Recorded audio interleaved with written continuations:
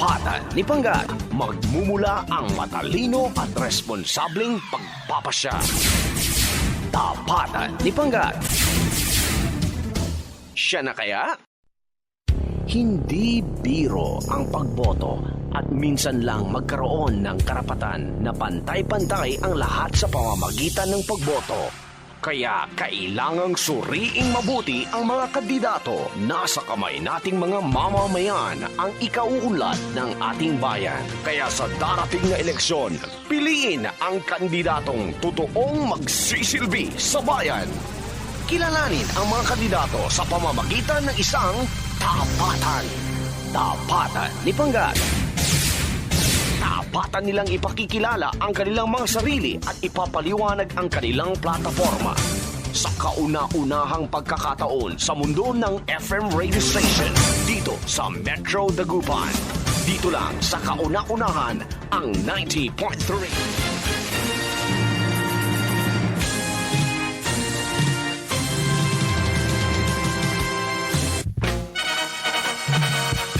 And you're still looking to 90.3 Energy FM. Pangako mo sabing radyo.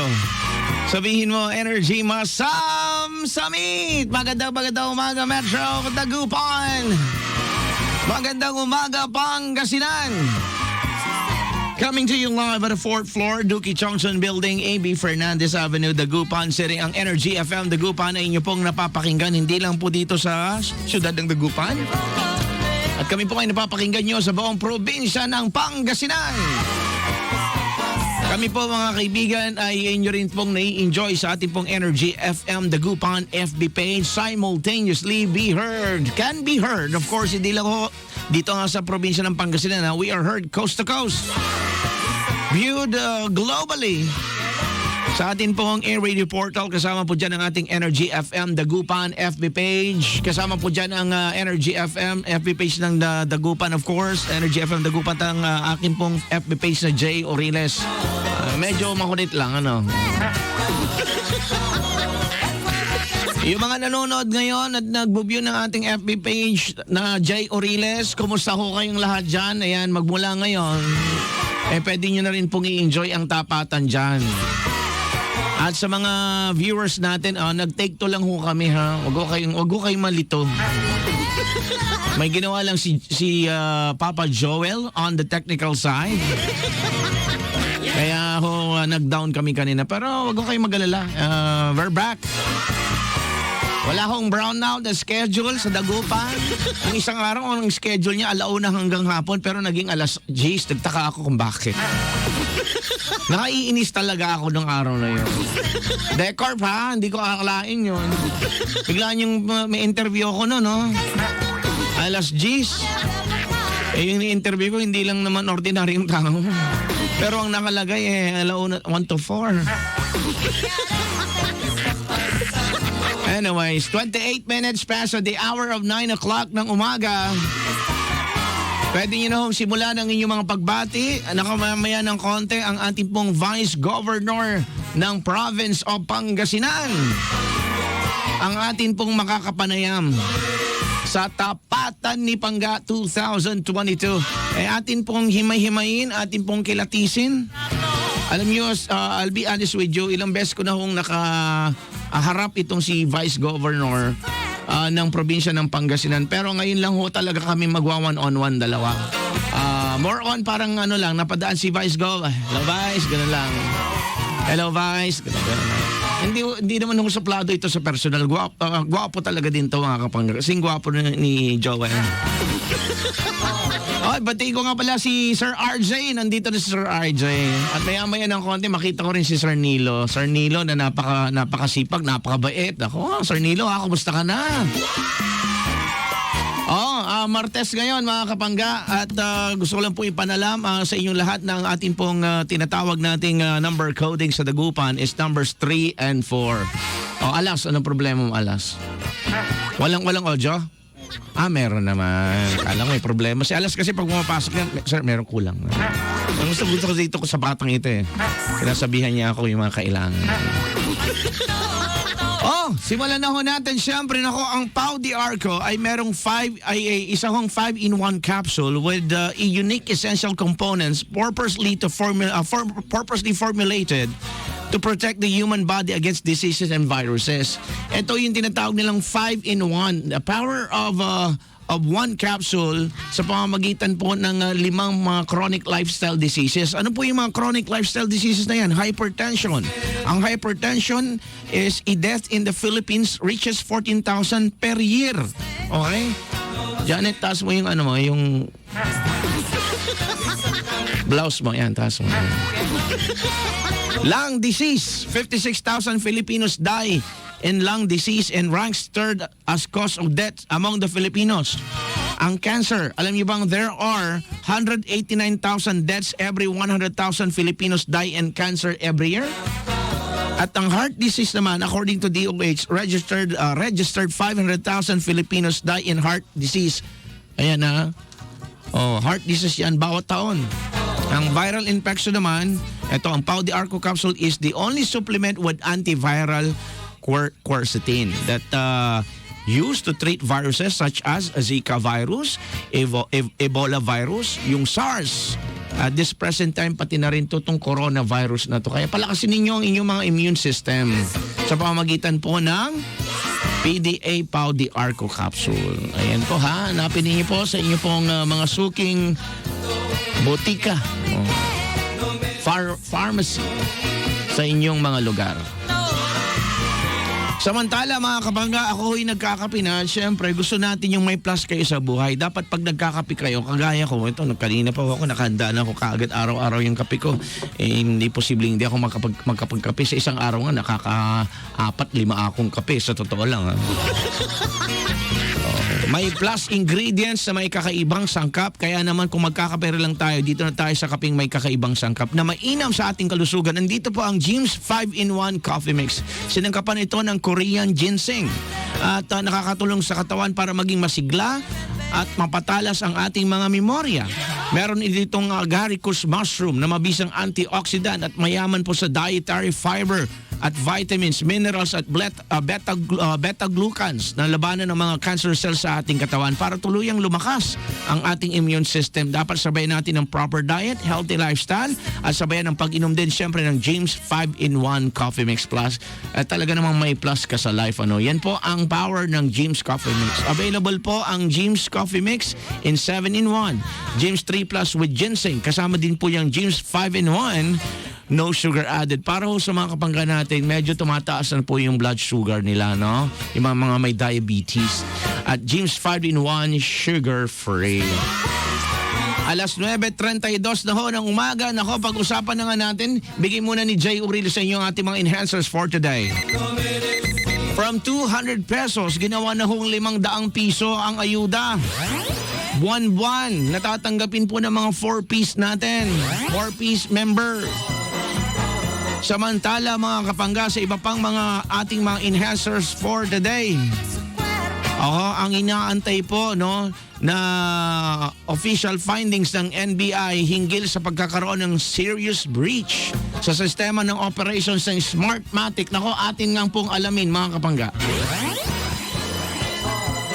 Here's another good news. Nako, balik eskwela na ang Bunuan National High School. Kahapon pa ho yan, March 21, at kabilang ho dyan, babanggitin ko ano pa yung mga lugar na nasa binayagan na po na magkaroon ng face-to-face classes. Bibigay ho ni Jay Oriles yan sa pagpapatuloy po ng ating programa. Ito po ang inyong Coffee Break. Kasama niyo na po ang inyong lingkod. Mas masarap kasama kaysa sa inyong mga... Alam niyo na. Asawa. Alas 9:34 na ho ng umaga. Here's music from Eagles. Stick around, stay tuned. Bigay ko yung detalye ng ating mga enhancers in a very short while. Video.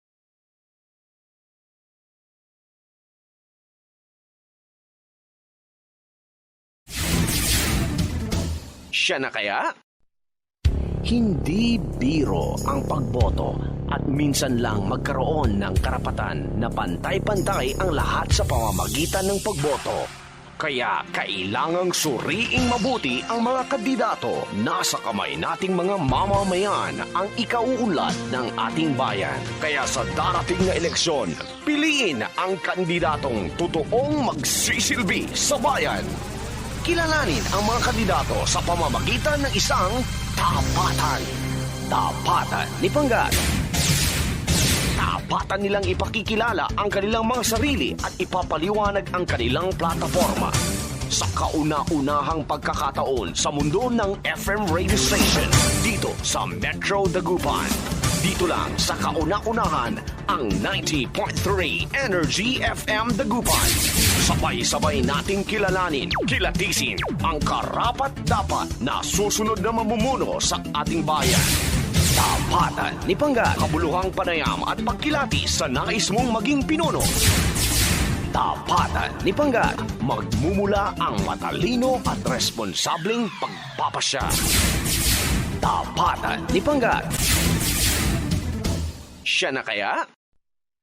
Hindi biro ang pagboto at minsan lang magkaroon ng karapatan na pantay-pantay ang lahat sa pamamagitan ng pagboto. Kaya kailangang suriing mabuti ang mga kandidato. Nasa kamay nating mga mamamayan ang ikauunlad ng ating bayan. Kaya sa darating na eleksyon, piliin ang kandidatong totoong magsisilbi sa bayan. Kilalanin ang mga kandidato sa pamamagitan ng isang tapatan. Tapatan ni Panggat. Tapatan nilang ipakikilala ang kanilang mga sarili at ipapaliwanag ang kanilang plataforma. Sa kauna-unahang pagkakataon sa mundo ng FM radio station dito sa Metro Dagupan. Dito lang sa kauna-unahan ang 90.3 Energy FM Dagupan. Sabay-sabay nating kilalanin, kilatisin ang karapat-dapat na susunod na mamumuno sa ating bayan. Tapatan ni Panggat, kabuluhang panayam at pagkilatis sa nais mong maging pinuno. Tapatan ni Panggat, magmumula ang matalino at responsableng pagpapasya. Tapatan ni Panggat. Siya na kaya? Hindi biro ang pagboto at minsan lang magkaroon ng karapatan na pantay-pantay ang lahat sa pamamagitan ng pagboto. Kaya kailangang suriing mabuti ang mga kandidato. Nasa kamay nating mga mamamayan ang ikauunlad ng ating bayan. Kaya sa darating na eleksyon, piliin ang kandidatong totoong magsisilbi sa bayan. Kilalanin ang mga kandidato sa pamamagitan ng isang tapatan. Tapatan ni Panggat. Tapatan nilang ipakikilala ang kanilang mga sarili at ipapaliwanag ang kanilang plataforma. Sa kauna-unahang pagkakataon sa mundo ng FM radio station dito sa Metro Dagupan. Dito lang sa kauna-unahan ang 90.3 Energy FM Dagupan. Sabay-sabay nating kilalanin, kilatisin ang karapat-dapat na susunod na mamumuno sa ating bayan. Tapatan ni Panggat, kabuluhang panayam at pagkilatis sa nais mong maging pinuno. Tapatan ni Panggat, magmumula ang matalino at responsableng pagpapasya. Tapatan ni Panggat. Siya na kaya? Hindi biro ang pagboto at minsan lang magkaroon ng karapatan na pantay-pantay ang lahat sa pamamagitan ng pagboto. Kaya kailangang suriing mabuti ang mga kandidato. Nasa kamay nating mga mamamayan ang ikauunlad ng ating bayan. Kaya sa darating na eleksyon, piliin ang kandidatong totoong magsisilbi sa bayan. Kilalanin ang mga kandidato sa pamamagitan ng isang tapatan. Tapatan ni Panggat. Tapatan nilang ipakikilala ang kanilang mga sarili at ipapaliwanag ang kanilang plataforma. Sa kauna-unahang pagkakataon sa mundo ng FM radio station dito sa Metro Dagupan. Dito lang sa kauna-unahan ang 90.3 Energy FM Dagupan. Sabay-sabay nating kilalanin, kilatisin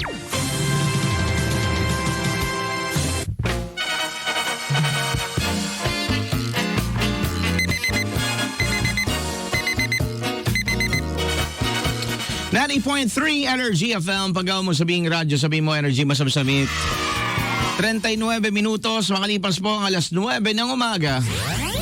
Narito na po ang detalye ng ating mga enhancers for today. From 200 pesos, no?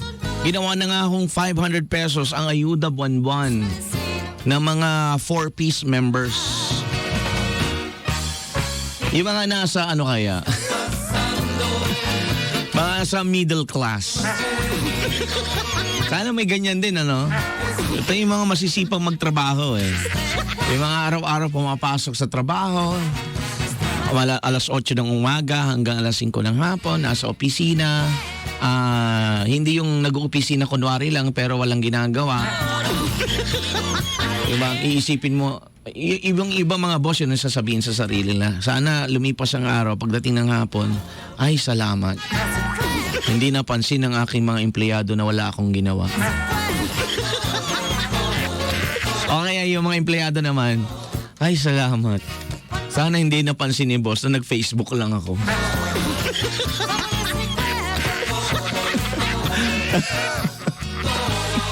Anyways, I've been there. Hindi kayo nag-iisa. Kaya yung mga empleyado dyan, wag ko kayong mag-alala. Hindi ako galit. Pero alam nyo, inatasan ho ng Pangulong Rodrigo Duterte si Finance Secretary Carlos Dominguez III. Nadagdagan pa ang pamamahagi sa mga pinakamahirap na pamilya o yung mga benepisaryo ng mga 4-piece. Oo, yun ang kanyang pronouncement.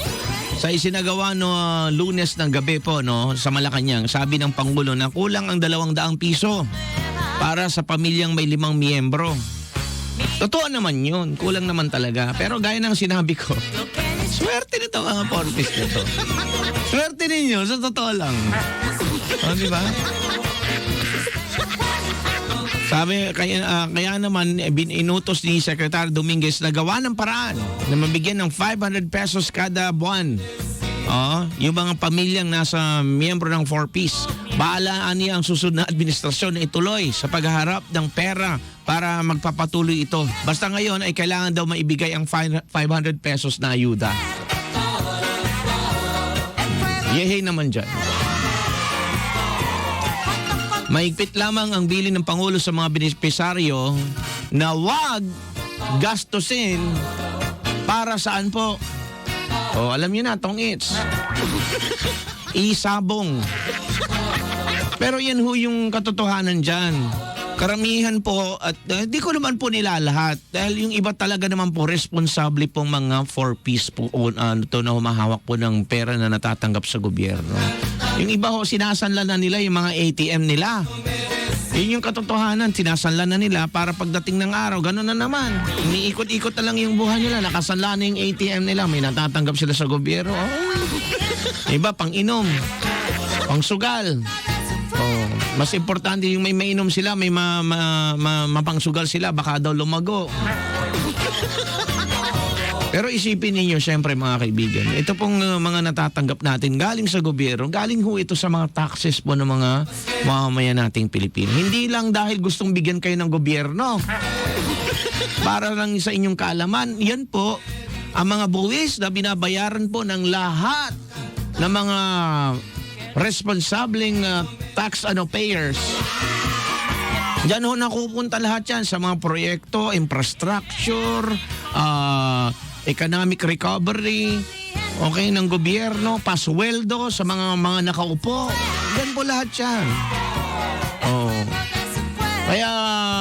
Kaya nga yung iba umaaray. Sabi, yung sana ho, saan napupunta yung mga pinagbabayad namin mga taxes? Sana ho, hindi ho nakukurap. At kung napupunta naman ho sa tamang tao, sana, hindi na ho namin nakikita yan, pero sana gamitin din yun ng maayos. Samantala mga kaibigan, sa iba pang mga enhancers natin for today. Inaantay ho ngayon ng Commission on Election ang official findings ng NBI hinggil po kung saan kung nagkaroon nga ba ng serious breach sa sistema ng operations ng Smartmatic. We are concerned pagdating po sa tinatawag nating election gatekeepers pagdating ho sa nararapit na May 9. Alam niyo po, may balita ho kasi nilabas ho ng isang dyaryo na nagkaroon ng data breach. And that being said, kung nagkaroon ng data breach, ay mga important informations about the voters, it is compromised. Yan ho ang isa hong fear nga po. Oo, ng isa hong senadora si Amy Marcos, sabi niya, the people's right to an honest and credible election is enshrined in our Constitution and the COMELEC is tasked to ensure that the results of the elections are not tainted. Oh, walang bahid, ano? With doubt, and especially that the conduct of the electoral exercise was not attended by anomalies. So sa pagdinig po ng House Committee on Suffrage and Electoral Reform, sinabi ni Commissioner George Garcia na ang official findings po ng NBI ang magiging batayan ng kanilang magiging aksyon kaugnay po sa issue. Okay? So inaantay ho ng COMELEC yan, yung findings ng NBI. Sa pagdinig ho ng House Committee, yun nga yung sinasabi ko sa inyo, sa darating na Miyerkules ay tatalakayin na po ng COMELEC and Bank. Ibig po sabihin, lahat sila dyan. Ang naturang issue at pag-uusapan din ang concerns ng mga kongresista hinggil naman sa printing ng mga balota. Ay ba, kung bakit? Dahil po, mahigit 105,000 pala na mga balota ang defective. Matapos dumaan sa verification process. Ang dami nun ha, bakit hindi ko na-check? O dapat bago dumami yan, kasi alam niyo po, ako ay dumaan ho sa processing. I worked in a company in Taiwan which they called Prodis. Now, they are, before niyo po yan mga kaibigan, magkaroon mag-printing, we know this work kasi how it works. Bago ho kami mag-produce ng CD, we make to a point na bago ho magkaroon ng molde, malinis po yung molde. Kasi po pag meron pong smudge dyan, doon mismo sa CD na yan, magkakaroon ng smudge dyan, dire-diretso yan. Kaya dapat napakalinis yan. Talagang nililinisan yan. Same manners, same manner applies with the printing of the ballots. Kung merong problema, umabot ng 105,000 na balota ang defective, hindi ko tinitignan. Dapat to meron ito na tawag tayong QR, okay? QR check. Oh. I mean QR check, quality check. Oh, may QC rather. There should be a QC. Quality check ang tawag namin yan. Bago ho, ituloy pa ang production or else mas marami pong masasayang. Ang dami na namang nasayang na pera niya, no? Anong gagawin nyo dyan? Baka pagsimulan pa ng issue sa inyo yan. COMELEC. 9:47 in the morning. Nako, balik eskwela na ho ang Bunuan Bukid National High School. Finally! Hooray to all the parents out there. Pero high school to. Ibig sabihin, hindi ho talaga less supervision po sa mga magulang. Ay, hindi pala. Kasama di. Limutan ko, high school na pala yung mga anak ko. Kala ko elementary pa rin. Tanungin nyo yung mga anak ninyo. Gusto pa ba nilang magkaroon ng face-to-face o hindi? Tanungin nyo nga sila. O, tanungin nyo rin yung mga sarili ninyo. Gusto nyo na bang magkaroon ng face-to-face ang mga anak ninyo? Kayo po mga magulang. Ibabalik ko lang yung tanong ko. Pero ganun pa man din, let's go to the brighter side of the news. No? Balik eskwela na nga po ang mga grade 7 to 12. Estudyante ng Bunuan Bukid National High School para sa limited face-to-face classes ngayong araw po. Noong March 21, umisita ho nga dyan ang mayor natin ho sa Dagupan, Mayor Mark Brian Lim sa balik eskwela. Sabi nga niya congratulations to the Bunuan Bukid National High School, pero hindi ho ganito yung boses mayor Mas maganda pa. Okay, congratulations to the Bunuan Bukid National High School, the first in the city to start limited face-to-face classes. Tulad ng pahayag ko noong nakarang linggo, yung pong desisyon na ibalik ang face-to-face classes ay kapangyarihan ng Department of Education. Tayo naman po bilang mayor ng Dagupan City, fully supportive naman po tayo sa kanilang adikain na bumalik sa face-to-face classes. Ang kondisyon ko lang naman basta ang teaching and non-teaching staff nila ay fully vaccinated and boosted na they can proceed to face-to-face classes. We are moving forward. Yan ang good news sa ating lahat, sabi ni Mayor Brian Lim. Alam niyo po mga kaibigan, bukod po sa Bunuan Bukid Elementary at National High School, kasama ho dyan ang West Central Elementary School 2, Suwit Elementary School, Pugaro Integrated School at Lumboy Elementary School. Anya, mga naturang mga eskwelahan ay ayon ho sa sa isa hong panayam na atin pong nakalap, yung mga naturang mga eskwelahan ay nauna din po kasi sila nakapagbigay ng kanilang formal na sulat na pagnanaisong makapagbukas ng klase na agad namang naaprobahan. So inaasahan naman na ang pagbabalik ng silid-aralan ng mga estudyante mula sa Bunuan Bukid Elementary National High School noong March 21 habang hinihintay din po ang schedule ng iba pong mga eskwelahan. So ibig sabihin medyo maluwag-luwag na ho. Alert level 1, that's the reason kung bakit pwede na rin ho tayo mag face to face. At pero magkaganon pa man din, kailangan pa rin natin ng dobling pag-iingat. Especially so mga bata po ito mga to 5 to 7 years old 5 to 12 years old rather may bakuna na rin ito mga to. Elementary at high school ha. So kodos sa lahat po ng mga eskwelahan na handang-handa na ho sa face-to-face classes. Ang tanong, ready na ba kayo sa face-to-face classes? Mga magulang, sagutin nyo nga ako, mag-message kayo, babasahin ko. 50 minutos, makalipas ang alas 9. Basa muna tayo sa mga nagbe-message. Sheila Makaalay. Good morning, Kuya Jay. Pa-shoutout sila Kirby, Ate Jen, Danielle, Charlene sa may Filipinas Printing Press, Malabago, Kalasyaw. Everyday po kami nakikinig sa inyo. Kuya Jay, Kapiganso Elixab na gasoline. I think bumaba na ho yung diesel ngayon. Bumaba na siya. How much? 11 pesos? 11? 11.5. Hindi, ang tanong ko sa diesel, 11. O nga. Hindi, sulat mo na lang dito. Halika dito, pasok ka dito. Ito kasi si Dan Rivers. Ito po yung nagbibigay po ng price watch. Oo. Halika, interviewin kita. Lagay mo nga yung halika dito, pumasok ka Dan Rivers. Huwag kang mahiya. Okay lang, kahit kalahati. Dito ka. Parati nga ito nagpapakita pag nagla-live ako. Hindi ko sinasabi. Upo ka. Umupo ka. Picture ka ng picture. Kahit hindi ko sinasabi magpa-picture ka. Suot mo yung lagay mo. Kahit nandun yung pangalan ni Gob, okay lang. Vice Gob. Interviewin ko lang. Kunwari lang daw siya si Vice Gob. Ayan ho, hindi ho si Vice Gob yan.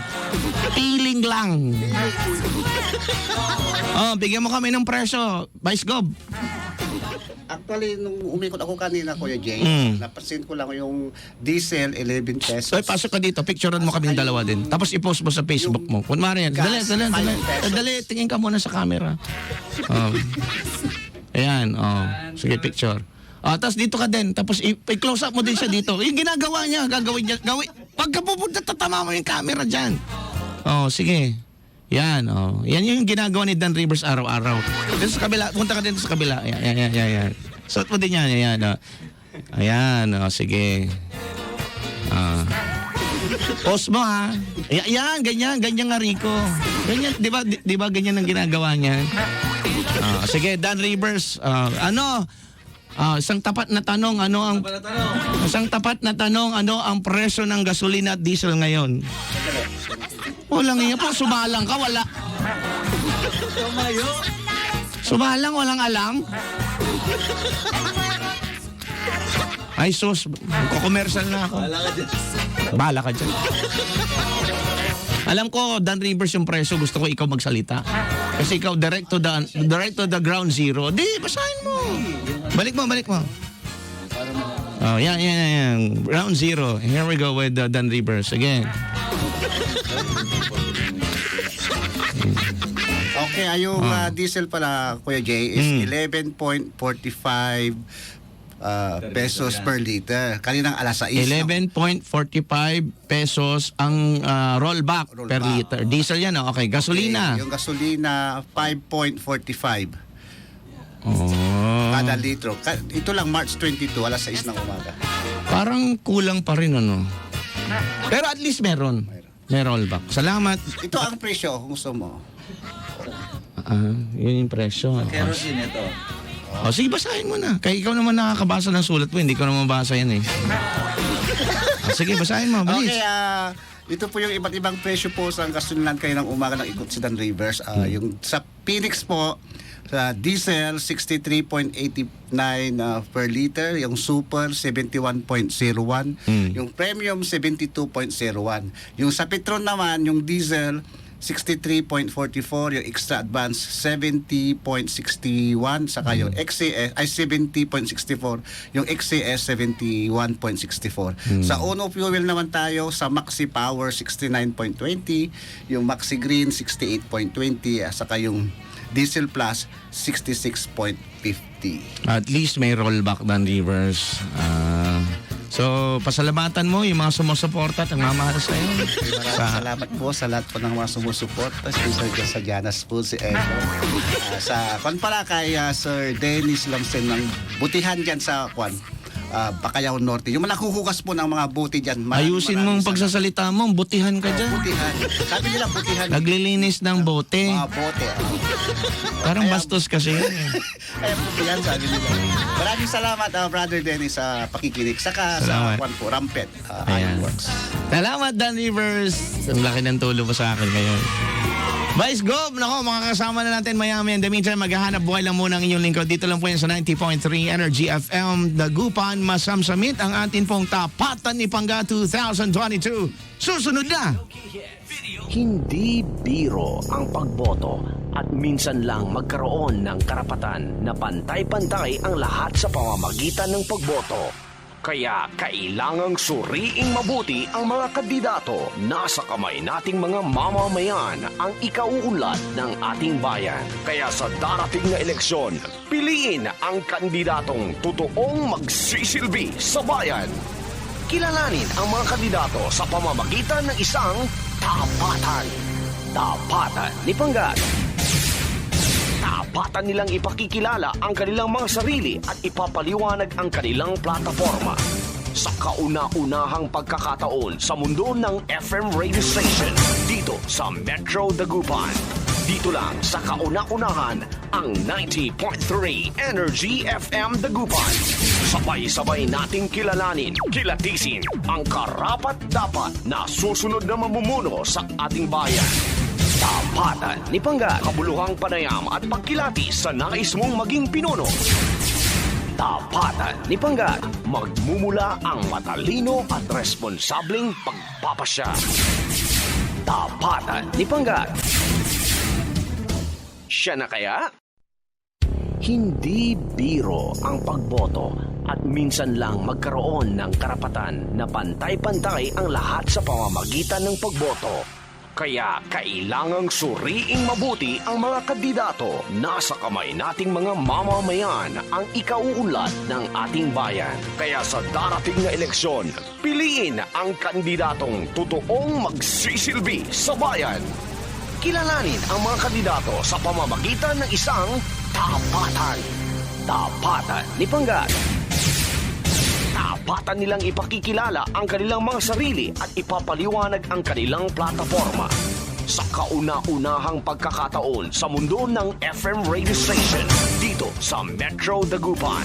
Dito lang sa kauna-unahan ang 90.3 Energy FM Dagupan. Sabay-sabay nating kilalanin, kilatisin ang karapat-dapat na susunod na mamumuno sa ating bayan. Tapatan ni Panggat, kabuluhang panayam at pagkilati sa nais mong maging pinuno. Tapatan ni Panggat, magmumula ang matalino at responsableng pagpapasya. Tapatan ni Panggat. Siya na kaya? Hindi biro ang pagboto at minsan lang magkaroon ng karapatan na pantay-pantay ang lahat sa pamamagitan ng pagboto. Kaya kailangang suriing mabuti ang mga kandidato. Nasa kamay nating mga mamamayan ang ikauunlad ng ating bayan. Kaya sa darating na eleksyon, piliin ang kandidatong totoong magsisilbi sa bayan. Kilalanin ang mga kandidato sa pamamagitan ng isang tapatan. Tapatan ni Panggat. Tapatan nilang ipakikilala ang kanilang mga sarili at ipapaliwanag ang kanilang plataforma. Sa kauna-unahang pagkakataon sa mundo ng FM radio station dito sa Metro Dagupan. Dito lang sa kauna-unahan, ang 90.3 Energy FM Dagupan. Sabay-sabay nating kilalanin, kilatisin ang karapat-dapat na susunod na mamumuno sa ating bayan. Tapatan ni Panggat, kabuluhang panayam at pagkilatis sa nais mong maging pinuno. Tapatan ni Panggat, magmumula ang matalino at responsableng pagpapasya. Tapatan ni Panggat. Siya na kaya? Hindi biro ang pagboto at minsan lang magkaroon ng karapatan na pantay-pantay ang lahat sa pamamagitan ng pagboto. Kaya kailangang suriing mabuti ang mga kandidato. Nasa kamay nating mga mamamayan ang ikauunlad ng ating bayan. Kaya sa darating na eleksyon, piliin ang kandidatong totoong magsisilbi sa bayan. Kilalanin ang mga kandidato sa pamamagitan ng isang tapatan. Tapatan ni Panggat. Tapatan nilang ipakikilala ang kanilang mga sarili at ipapaliwanag ang kanilang plataforma. Sa kauna-unahang pagkakataon sa mundo ng FM radio station, dito sa Metro Dagupan. Dito lang sa kauna-unahan, ang 90.3 Energy FM Dagupan. Sabay-sabay nating kilalanin, kilatisin ang karapat-dapat na susunod na mamumuno sa ating bayan. Tapatan ni Panggat, kabuluhang panayam at pagkilatis sa nais mong maging pinuno. Tapatan ni Panggat, magmumula ang matalino at responsableng pagpapasya. Tapatan ni Panggat. Siya na kaya? Hindi biro ang pagboto at minsan lang magkaroon ng karapatan na pantay-pantay ang lahat sa pamamagitan ng pagboto. Kaya kailangang suriing mabuti ang mga kandidato. Nasa kamay nating mga mamamayan ang ikauunlad ng ating bayan. Kaya sa darating na eleksyon, piliin ang kandidatong totoong magsisilbi sa bayan. Kilalanin ang mga kandidato sa pamamagitan ng isang tapatan. Tapatan ni Panggat. Tapatan nilang ipakikilala ang kanilang mga sarili at ipapaliwanag ang kanilang plataforma. Sa kauna-unahang pagkakataon sa mundo ng FM radio station, dito sa Metro Dagupan. Dito lang sa kauna-unahan, ang 90.3 Energy FM Dagupan. Sabay-sabay nating kilalanin, kilatisin ang karapat-dapat na susunod na mamumuno sa ating bayan. Tapatan ni Panggat, kabuluhang panayam at pagkilatis sa nais mong maging pinuno. Tapatan ni Panggat, magmumula ang matalino at responsableng pagpapasya. Tapatan ni Panggat. Siya na kaya? Hindi biro ang pagboto at minsan lang magkaroon ng karapatan na pantay-pantay ang lahat sa pamamagitan ng pagboto. Kaya kailangang suriing mabuti ang mga kandidato. Nasa kamay nating mga mamamayan ang ikauunlad ng ating bayan. Kaya sa darating na eleksyon, piliin ang kandidatong totoong Printing Press. Hello mga kabarangay! Heto nga pala ang inyong kumareng si Marites. Nabalitaan ko na mataas daw ang appraisal sa jewelry loan ng Fico Bank. At dahil gipit ang kumare nyo, ay dali-dali akong nagsangla ng alahas. at ipapaliwanag ang kanilang plataforma. Sa kauna-unahang pagkakataon sa mundo ng FM radio station, dito sa Metro Dagupan. Dito lang sa kauna-unahan, ang 90.3 Energy FM Dagupan. Sabay-sabay nating kilalanin, kilatisin ang karapat-dapat na susunod na mamumuno sa ating bayan. Tapatan ni Panggat, kabuluhang panayam at pagkilatis sa nais mong maging pinuno. Tapatan ni Panggat, magmumula ang matalino at responsableng pagpapasya. Tapatan ni Panggat. Siya na kaya? Hindi biro ang pagboto at minsan lang magkaroon ng karapatan na pantay-pantay ang lahat sa pamamagitan ng pagboto. Kaya kailangang suriing mabuti ang mga kandidato. Nasa kamay nating mga mamamayan ang ikauunlad ng ating bayan. Kaya sa darating na eleksyon, piliin ang kandidatong totoong magsisilbi sa bayan. Kilalanin ang mga kandidato sa pamamagitan ng isang tapatan. Tapatan ni Panggat. Tapatan nilang ipakikilala ang kanilang mga sarili at ipapaliwanag ang kanilang plataforma. Sa kauna-unahang pagkakataon sa mundo ng FM radio station dito sa Metro Dagupan. Dito lang sa kauna-unahan ang 90.3 Energy FM Dagupan.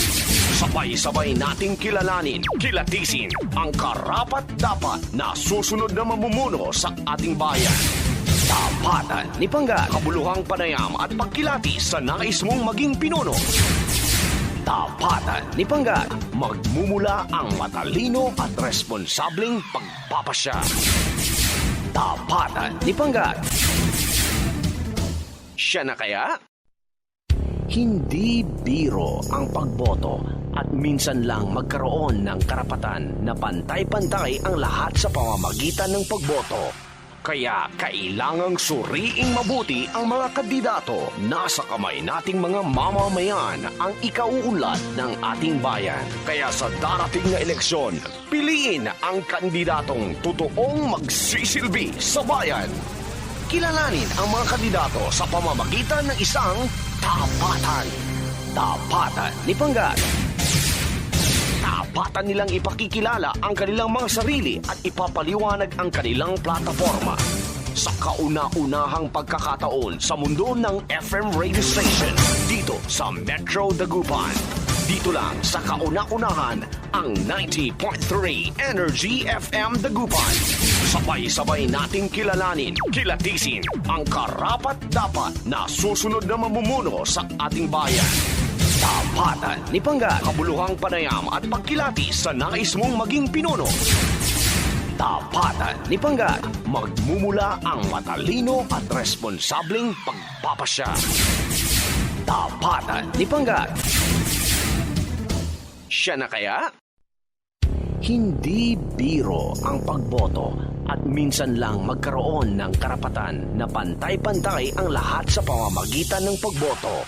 Kaya kailangang suriing mabuti ang mga kandidato. Nasa kamay nating mga mamamayan ang ikauunlad ng ating bayan. Kaya sa darating na eleksyon, piliin ang kandidatong totoong magsisilbi sa bayan. Tapatan ni Panggat, kabuluhang panayam at pagkilatis sa nais mong maging pinuno.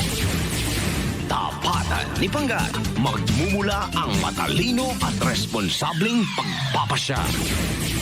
Tapatan ni Panggat. Siya na kaya? This is Dagupan's ultimate FM radio station, 90.3 Energy FM. Panggawag mo sabihing radyo, sabihin mo energy, masamsamit. Coming to you live at the 4th floor, Duki Chongson Building, A.B. Fernandez Avenue, Dagupan City. Ang Energy FM Dagupan ay hindi lang po napapakinggan sa siyudad ng Dagupan. Kami po ay napapakinggan sa buong probinsya ng Pangasinan. And we are also heard coast to coast and globally through our radio portal. Kasama po dyan ang ating Energy FM Dagupan FB page at ang Energy FM page ni Jay Oriles.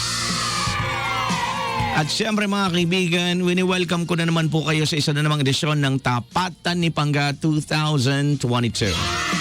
Well, this program aims to assist and educate our fellow Pangasinense comes May 9, 2022 election. With our current and aspiring mga candidates, of course. At ngayon po ang araw na to atin pong hihimay-himayin. Atin pong kakausapin ang mga kasalukuyan at mga nagbabaka sakaling maluklok sa pwesto. Isang malaking karangalan na makakasama natin ngayon, isa sa mga pinakamagaling, tinitingalang leaders ng Pangasinan, subok na sa serbisyo mga kapangga. Incumbent Vice Governor of the Province of Pangasinan, the son of Administrator and CEO of Cagayan Economic Zone Authority, Secretary Raul Lambino, and Mayora Marilyn de Guzman Lambino. Magandang umaga po, Vice Gov! Magandang umaga, Jay. Magandang umaga din po sa lahat ng ating tagapakinig dito sa Energy FM. Masantos yung kabasan na yung bagabigat kada kaya amin na po. Ayun na yun eh. Yun yung sinasabi ko eh. Isang malaking karangalan kami po ay napaunlak ninyo despite of your very hectic schedule. Ano naman ho natin, talagang araw-araw na ho kayong nag-iikot. Ano po, Vice Gov? Tama po. Actually, mula po nung tayo ay nagdesisyon na mag-file muli at upang ma-re-elect bilang Vice Governor, ay tayo naman po talaga ay hindi tumitigil na umiikot sa buong probinsya. Syempre, una, upang ihatid uli sa ating mga kababayan na tayo ay babalik bilang Vice Gobernador sa lalawigan ng Pangasinan. At syempre, maliban po doon, ay para gawin po yung ating day job at yun ay maging isang lingkod bayan sa ating mga kababayan. Maraming salamat po muli, Vice Gov, sa inyo po pagpapaunlad. Pero bago natin simulan ang ating tapatan, our dear viewers, listeners, here and abroad at lalong-lalo na sa buong probinsya ng Pangasinan, eto na po ang tapatan. Kasama po natin si Vice Gov Mark Lambino. Tanungin ko lang muna siya, kumustahin ko naman po. Kumusta po kayo, Vice Gov Mark Lambino? Okay naman po. Tayo naman po ay hindi po tumigil na magtrabaho simula po nung tayo ay naluklok bilang Vice Gobernador noong 2019. Medyo nagkaroon lang po tayo ng konting slowdown, especially na po nung dumating yung pandemya ng COVID noong 2020. Pero ganun pa man is hindi natin ginamit na rason yung COVID-19 pandemic upang tumigil na magsilbi dito po sa ating probinsya. In fact, kinailangan pa po natin maging mas creative doon sa estilo po ng pagsisilbi. Tulad po sa ating mga session sa Sangguniang Palalawigan, nauso po yung mga online meetings, mga online session. We had to be more creative, think out of the box, pati po yung ating mga meetings, kasama po ang ating mga kababayan. Mas naging, medyo mas lalong nahasa po yung aming creative minds upang may hatid sa ating probinsya yung tamang pagsisilbi bilang isang lingkod bayan. Sige po, gusto ko lang po munang bigay muna sa inyo sa ilan po mga reminders before we move on. Each questions na atin pong i-dish out ay mayroon hong tayong buzzer na maririnig kung ma-reach po natin yung timer na yan. Yun po yung buzzer natin. It doesn't mean pag hindi nyo po naubos yung oras sa binigay naming oras sa inyo ay ito po ay magki-carry over sa susunod na question. So ibig sabihin po noon, kung ano po yung nakaalat, yun lang po ating gagamit. Our program is until 11 o'clock in the morning. Ang ating pong guest ngayon or speaker ay pumayag po sa tinatawag nating portion na no holds barred. Kaya mga kapangga, nako, simulan nyo na ho yung mga linya natin 0912-782-5884 and 0955-597634. At sa mga walang load pero may data naman po, pwede ho kayong magpadala ng iyong mga questions sa atin pong Energy FM Dagupan FB page. So simulan na ho natin. Are you ready po, Vice Gov? Let's get ready. Okay, let's get it on. Our first tapat na katanungan deserves 1 minute. Isang tapat na tanong. Sino po si Mark de Guzman Lambino? Your 1 minute starts now. Ako po ay isang anak ng bayan ng Mangaldan. Dito po actually ako lumaki sa bayan ng Mangaldan. Nag-aaral po ng elementarya sa Dagupan City at nag-high school at kolehiyo na po dyan po sa Maynila. Nung prior to 2019, ako po ay nagtrabaho na rin po sa iba-ibang sektor ng gobyerno. Most recently, before naging Vice Governor, ako po yung Executive Assistant ng Chairman ng PAGCOR o Philippine Amusement and Gaming Corporation. At nung 2019 nga po ay naluklok bilang Vice Gobernador ng lalawigan ng Pangasinan. Meron po akong asawa, nag-iisa lang po, at meron din po akong isang anak na lalaki. You still have 20 seconds, sir. Baka may gusto ko pang idagdag. Siyempre, at ngayon po, idadagdag ko na rin po. Ako po ay nandito po muli bilang isang kandidato upang mahalal muli bilang Vice Gobernador ng lalawigan ng Pangasinan. Maraming salamat po, Vice Gov Mark, sa atin pong sa inyo pong tapat na kasagutan. Alright, this question deserve another 5 minutes po. Pero bago ang lahat, ang dami po mga bumabate. Good morning, Sir Jay, and happy coffee break. Tutok ako sa tapatan ni Pangga for Vice Gov Lambino from Nanay Jomber Hobes. From Lingayen po yan. Ito naman po is from, I think, Manong Kabais, Sir Danny is working in Macau, pero taga Bulinaw po yan. Magandang umaga po. Jason Lambino, good morning po. Tito Mark Lambino, nakatutok si Jason. Okay, and Rosario Laksamana Lopez, sana all, sabi niya. Mary Grace Nabuarivo, Merla Mayo, good morning. Hello kay Rosemary Laksamana Lopez and Shanley Kaimoto. Rosario Laksamana Jr. and Paing Palos. Jared Baldomero, nanonood po ng coffee break ngayon. Salamat po watching here sa Gagasangan, bayan po ng Gagasahan, Santa Barbara. At meron pa mga pagbati, sir. Hayaan nyo lang po na i-dish out ko itong ito. Good morning po, Sir Jay. Listening po ako at the moment. Sabi po ni Felix Mark sa Sir Jay, good morning po. Salamat po sa pakikinig. And binabati ko si Raycard Manawis na taga San Jacinto. Nakatutok po din sila ngayon sa may San Jacinto, Pangasinan. Salamat po kay Ma'am Grace. Maraming salamat sa pakikinig. Audio Electronics, nakatutok po sila dyan sa may harapan. Salamat po. Ang dami nakatutok sa Energy FM para ho kay Vice Governor. Next question, this deserves 5 minutes. Ito na po ang ating next tapat na tanong. Isang tapat na tanong, Vice Gov. Ano po ang naging inspirasyon ninyo at nagpapalakas po sa puso ninyo at isipan na si Mark D. Guzman Lambino ay muling tumakbo bilang Vice Governor po ng probinsya ng Pangasinan? Your 5 minutes starts now. Actually, para masagot yan, Jay, siguro babalikan ko yung rason kung bakit ako actually tumakbo muna bilang Vice Gobernador back in 2019. Lingid po sa kalaman ng karamihan po, hindi naman po ako talaga pinalaki sa buhay ng politika. Although lumaki po ako hindi po ako pinalaking politiko, pero ang aking mga kamag-anak ay mga nasa politics po. Ako po ay more or less nasa private sector or nagtrabaho po sa government sector, pero hindi po talaga ako politiko, so to speak. Never po akong tumakbo for public office. Pero nung 2019, nagkaroon po ng isang opportunity na ako ay bumalik at magsilbi dito sa ating probinsya. Matagal na rin po kasi ako nasa government. More than 10 years na rin po ako nagsisilbi sa ating kababayan, pero sa ibang paraan. At nung binigyan po ako ng pagkakataon na bumalik dito sa aking probinsya para magsilbi, pinag-isipan namin na matagal yun ng aking may bahay. Kung papalitan ba namin yung buhay namin, babalik muli dito sa probinsya. At nagdesisyon na masarap naman bumalik sa pinanggalingan at upang pagsilbihan. At yun ang rason kung bakit ako tumakbo noong 2019 at tinanggap ko po yung hamon bilang maging isang Vice Gobernador. At nung tayo po ay pinalad na manalo na Vice Governor, masasabi ko naman po, I can look everyone in the eye, na ginawa naman po natin yung trabaho natin ng maayos, malinis at matapat nitong nakaraang 2.5 taon bilang Vice Gobernador. At dyan po ako kumukuha ng lakas. Yung aking pagsisilbi sa aking probinsya, at yung mga ating naririnig po mula sa ating mga kababayan, yung kanilang mga pangangailangan at yung kanilang mga pasasalamat sa ating mga nagawa dito sa probinsya. Parati po nilang sasasabi, ang dami pa po akong pwedeng gawin sa probinsya, basta bigyan lang ng pagkakataon na magsilbi pa rin bilang Vice Gobernador. At kinukuha po natin yung hamon na yan.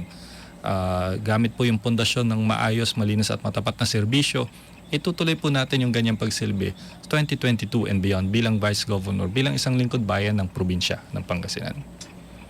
Maraming salamat po, Vice Gov, but you still have remaining 2 minutes and 55 seconds. Do you want to move on to the next question or do you want to add more? Siguro we can move on po. Thank you very much po, Vice Gov. So ito na po mga kaibigan, ang ating pong susunod na tapat na katanungan. At ang dami hong pagbati pumapasok kayo na. Okay lang po, keep those messages coming in.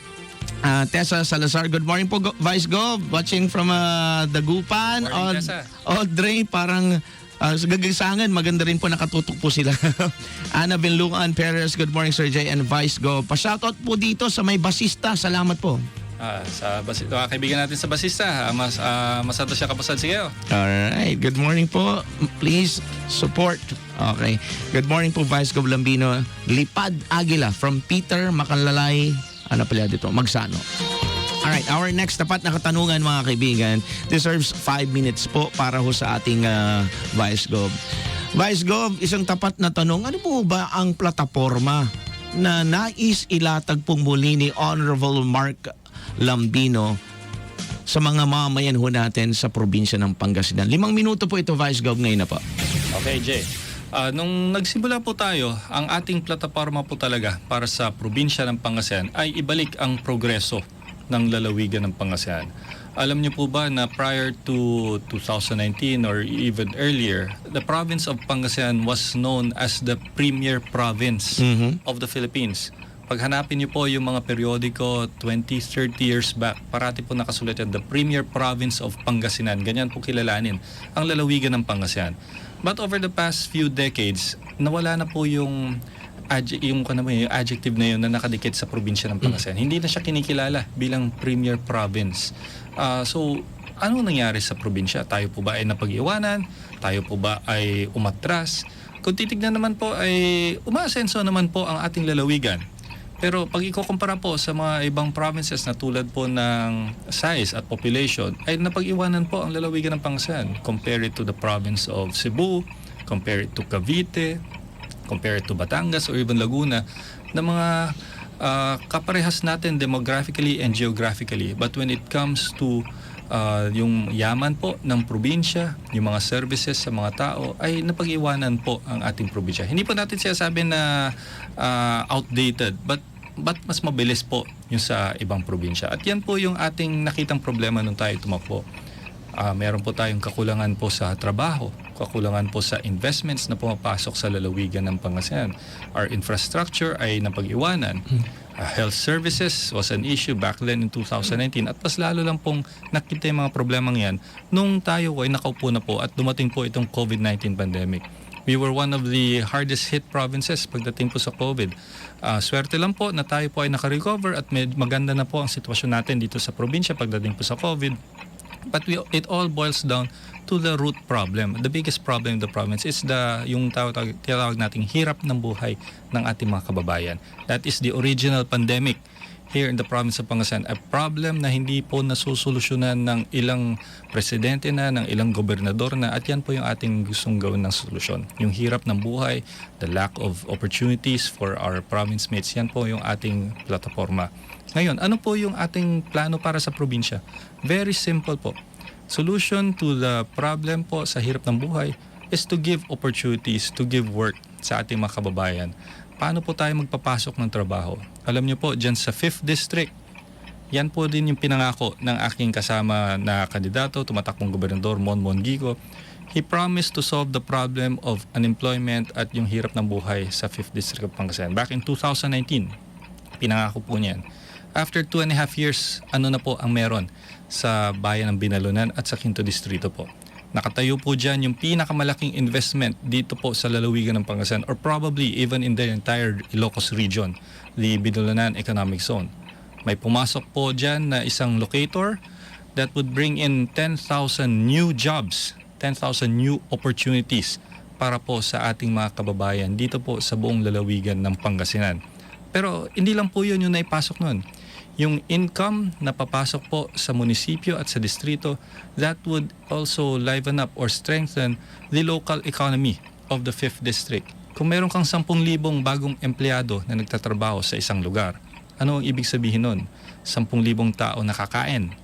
That would be additional income para sa mga local businesses natin, mga local na karinderya. 10,000 dyan, either kalahati ay maghahanap ng titirhan nila, board and lodging, additional opportunities para sa ating mga kababayan sa 5th District. Marami po dyan ay magpapamasahe, sasakay po ng public transport. Again, additional opportunities po para naman sa ating mga TODA or sa ating mga jeepney transport services who would be there. At syempre, yung kanilang mga other than the personal na pangangailangan nila, syempre for leisure, papasyal yan, gagastos yan. Again, additional income for the local economy. So isipin nyo, the impact of the 10,000 jobs, hindi lang po 10,000 pamilya ang matutulungan agad niyan. Yung expansion, yung effect niyan dun sa mga karatig na mga industriya, sa karatig na mga bayan, hindi lang dun sa 5th District, ay mararamdaman. What more if that program is expanded in the entire province of Pangasinan? We're looking at a conservative estimate of around 50,000 new jobs for the entire province in the next 5 years. Yan po yung isa sa plano at plataforma ng aming grupo sa Aguila to provide additional 50,000 new jobs, 50,000 new opportunities for the province of Pangasinan. Maraming salamat po sa inyong mga tapat na kasagutan, Vice Gov. Hatan ni Bangga 2022. Nakatutok po kami dito, Kuya Jay, sa Pangasinan Bank Binmali from Rodney Melendez. Maraming salamat po. Rodney. Good morning po. Okay, may mga questions pa kung pumasok. Alright. Sige lang, okay. Keep those questions coming in. Sasagutin po tayo mamaya ni Vice Gov. Sir, good morning. Pabati po. Besco, Helen Manawis, Jeric Manawis dyan sa may Tumbor, Binmali, Engineer Jerome Batangas. Salamat po, sir. Okay.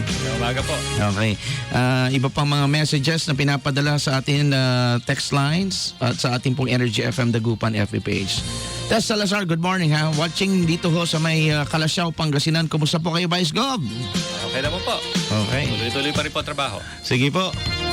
Simulan po, keep on sharing po ang ating live para sa ganun mapaabot po sa buong probinsya po ng Pangasinan ang boses po ni Vice God. Ang ating next tapat na katanungan nangangailangan naman po muli ng 5 minuto. Vice God, isang tapat na tanong, ano po ang mga bagay na sa tingin mo dapat pagandaan ni Vice Governor Mark Lambino dapat gawin pagdating sa sakuna? Alam naman na ho natin yung nangyari pong sitwasyon sa Visayas and Mindanao ng Bagyong Odette. Kasama na ho dyan itong pandemya na meron tayo. Sama na ho natin po, iisa-isahin natin, trabaho, edukasyon at krimen. Ang iyong 5 minuto, ngayon na po. Sige po, medyo marami po yun, pero isa-isahin po natin. Unahin na po natin yung pagdating po sa mga kalamidad na papasok po sa ating lalawigan. Ako po, actually, ang background ko po, undergrad ko po is in geography, particularly sa urban and rural planning. So ako po ay isang heavy believer po ng hindi lang po yung disaster response, but rather disaster readiness and reaction po. So dito po sa lalawigan ng Pangasinan, definitely po pagdating po sa kalamidad, mas mabuti po na tayo ay naghahanda na po parati. The disaster readiness facilities of the province should be further improved. Hindi ko po sinasabi na hindi maayos, pero there is always room for improvement pagdating po sa disaster readiness. Pagdating po sa mga baha, ano pa nga pwedeng gawin doon? Magpasok pa po tayo ng mas maraming programa at proyekto pagdating po sa mga flood control programs para po dito sa ating probinsya. Marami pong ilog ang lalawigan ng Pangasinan, particularly po yung main river po natin ng Agno at ang kanyang mga tributaries. At ang isa sa mga rason kung bakit po tayo binabaha ay yung kakulangan po ng mga flood control projects po at flood control banks doon sa gilid po ng ating mga ilog. Kaya po maraming bumabaha. Yan po yung annual na problema dito sa probinsya, yung mga regular na pagbaha. Pero hindi naman po natin sinasabi na masama din yung pagbaha kasi tayo ay kumukuha naman ng patubig para po sa ating mga irigasyon galing po sa mga ulan na yan, galing sa mga tubig na yan. So it is, like I said, disaster readiness but also good planning. Ipasok po natin dyan yung magandang planning pagdating po sa irigasyon para itong mga excess na tubig na ito magamit po natin para sa agrikultura. Now that would lead to the solution pagdating po sa kakulangan ng pagkain dito sa probinsya or lack of supply of water para po sa ating mga farmers. So that would be a big solution. Kita natin, we're making one solution but we are solving 2 problems. We are solving the problem of flooding, at the same time we are solving the problem of the lack of water para sa ating mga farmers. Ngayon, ipasok po natin pagdating po sa pandemya, ang COVID-19 pandemic. Ako po ay naniniwala na ang COVID-19 pandemic eventually ay magiging endemic, yung tinatawag po nila, o yung talagang magiging regular na siya sa atin dito po sa ating pang-araw-araw na buhay. Tulad po ng trangkaso, endemic na po yan. Meron pong trangkaso dito. Pero regular na siya. So parating na to tayo, pabalik na po tayo doon sa sinasabi natin na new normal or more or less almost back to the old normal natin. Siguro yung mga pagsuot po ng mga face mask, baka tumagal pa po yan ng mga ilang taon. Depende po sa vaccination rates at sa pagkalat po kung mayroon mga bagong strain. But it is something na nakita naman natin, nakapag-adjust na po ang ating bansa, nakapag-adjust na po ang ating probinsya. Konting fine-tuning na lang po sa response natin. Ang ating mga hospitals ay kahit papano ay medyo nagkaroon na rin po ng improvement. We now have our own molecular laboratory here in the province of Pangasinan, supported by the Sangguniang Palalawigan. Ang ating regional hospital po na under po sa DOH ay isa sa pinakamaganda outside of NCR. Our private hospitals ay isa rin sa pinakamaganda dito po sa buong lalawigan, sa buong Region 1. So pagdating po sa readiness po pagdating sa COVID-19 pandemic, we have already adapted. Tapos na po yung panahon na tayo ay nag-react. Ngayon po ay tayo ay ready na po dito sa pagkalat ng COVID. Kung meron pa pong additional surge, may kita man natin yung nakaraan mga surges, hindi na po masyadong naapektuhan ang lalawigan ng Pangasinan. So we are shifting that from disaster reaction to disaster readiness.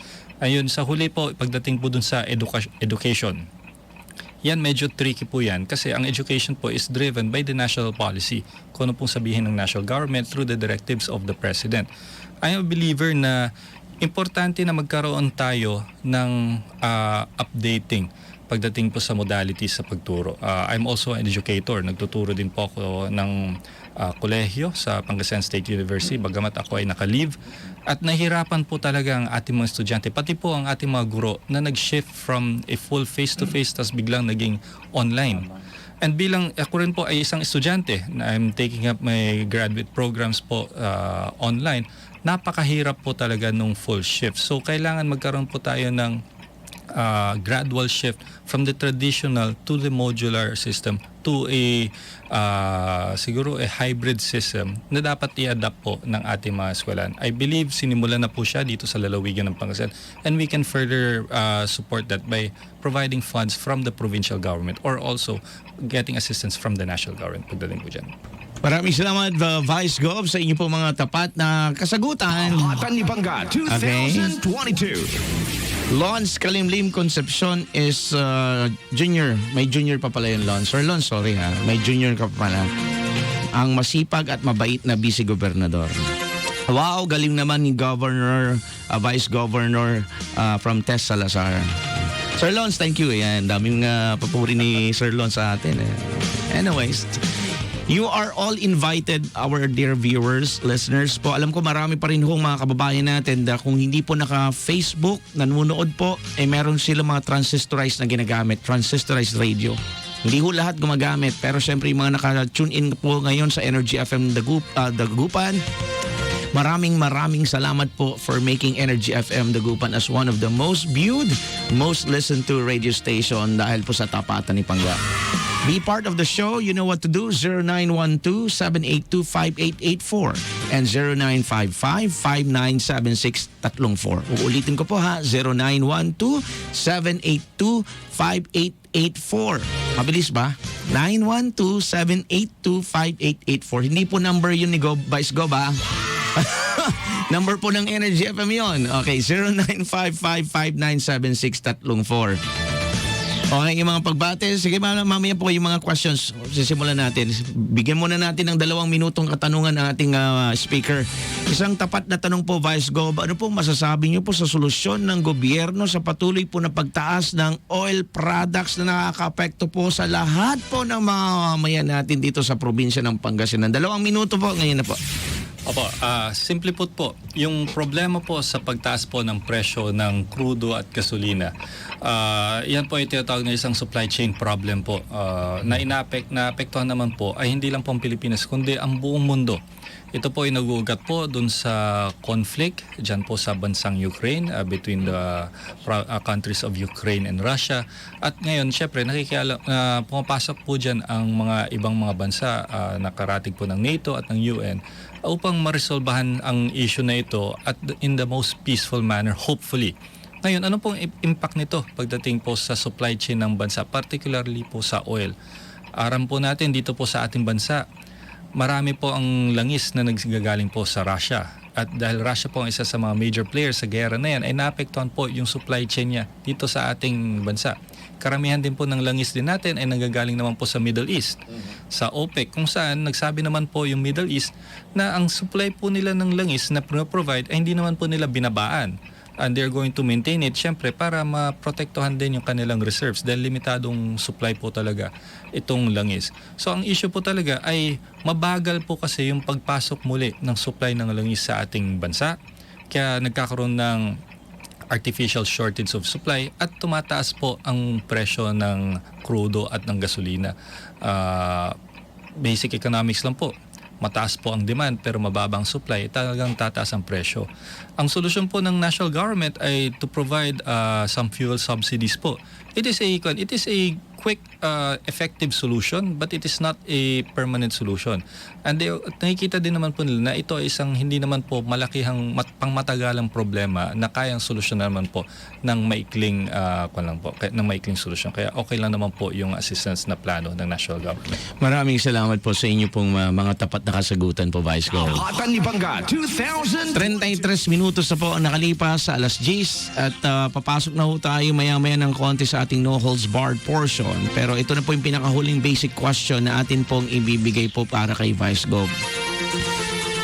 Bilang isang eksperyensadong Vice Governor, sa tingin mo kung sakaling muli po kayong bigyan ng pagkakataon, sabi ko nga sa Pangasinan, I keep on telling this, no, si kayo'y kawos ang dalalamot niya maging Vice Governor po dito sa probinsya ng Pangasinan. At this is hypothetical question, Vice Gov. Kayo lang po ang pala rin sa buong grupo ninyo. How would you pakisamahan po ang mga nasa kabilang partido kung sila naman po lahat ang palarin. Except, siyempre, kayo lang pong nanalo. Mula sa governor at the rest na nakasama, yung nasubukan nyo naman po to. Pero let us hear from Vice Governor Mark Lambino. This deserves 5 minutes. Yes, Jay. Actually, tama ka. Nangyari po yan noong 2019. Nung sa aming grupo po ay hindi po pinalad yung aking kapartner na gobernador na si Congressman Art Celeste. Karamihan po sa ating mga board members ay hindi rin po pinalad. So super majority po ang tawag namin ng board members sa kabilang grupo. Tayo naman po ay naniniwala dun sa na ang araw ng election ay minsan lamang po yan, kada 3 taon. It's once every a little over 1,000 days. After the day of the election, pag ikaw ay nahalal bilang isang public servant, kalimutan mo ang politika. Yan po ang ating ginawa nung tayo po ay nanalo bilang Vice Governor at tayo ay naupo nung June 30 of 2019.